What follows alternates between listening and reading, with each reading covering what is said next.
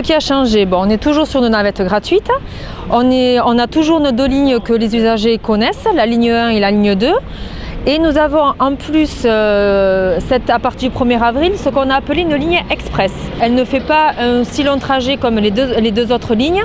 Elle ne passe que par quelques arrêts, donc un peu plus étendus sur le territoire. La gare, Piscine, Raca, Sainte-Croix, tout ça pour faciliter les collégiens et les lycéens pour entrer à leur domicile à midi et à 17h. Et avant l'été blanche, bon, effectivement il y avait marqué la navette, mais quand elle passait, on ne l'identifiait pas forcément comme étant la navette. On a voulu mettre un petit peu plus de couleur pour qu'elle se voit quand elle passe. Quelques petits arrêts supplémentaires, donc avec par exemple l'arrêt Parallé qui va desservir donc, le CODA qui a déménagé dans le courant de l'année 2014. Nous avons aussi créé l'arrêt La Baraque qui va permettre de pouvoir faire une liaison avec l'école La Baraque et l'école Jacques Prévert. On a remis aussi l'arrêt Bartou. Sinon, sur le principe, nous restons avec une navette avec des rotations simultanées sur la ligne 1 et sur la ligne 2.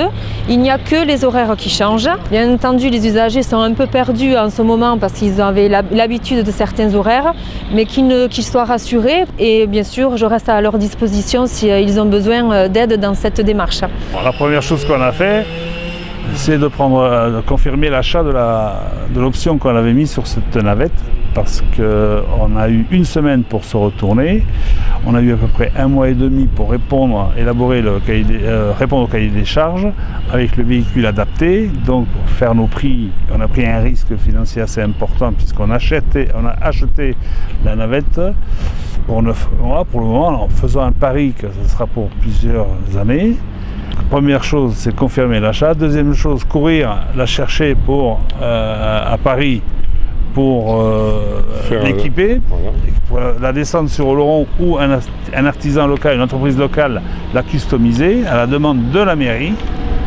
Et donc nous, c'est après faire tout ce qui est la partie logistique. Le personnel, comme on les connaissait, travaillait déjà à temps partiel chez nous. On les a repris, ils sont formés donc de ce côté-là, il n'y a pas de souci. Après nous, de nouveau, on doit reformer d'autres chauffeurs pour pallier à une absence ou quand ils partent en vacances. Ça c'est la deuxième étape.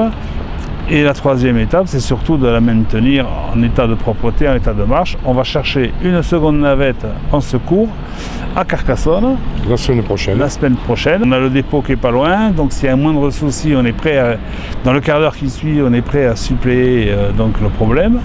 Et c'est reparti pour ce qu'on avait fait il y a 2 ans maintenant.